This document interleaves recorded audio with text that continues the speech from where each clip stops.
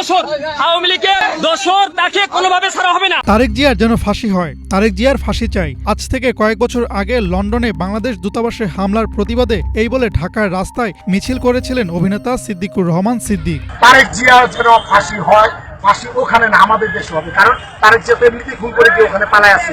জাতীয় সংসদ নির্বাচনে টাঙ্গাইল ১ ও ঢাকা ১৭ আসনে আওয়ামী লীগের মনোনয়ন প্রার্থী ছিলেন সিদ্দিকুর রহমান। নানা সময় তার কণ্ঠে শোনা যেত উস্কানিমূলক বক্তব্য।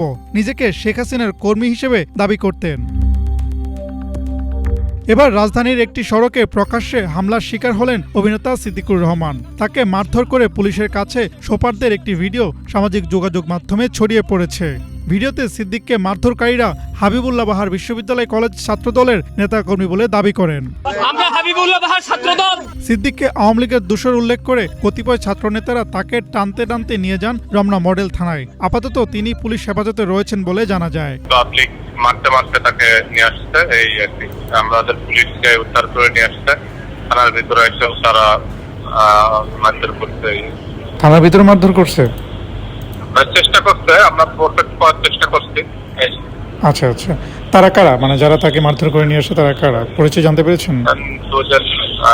যারা এখন মারধর করছে জেনারেলি এই পলিটিক্যাল লোকজন।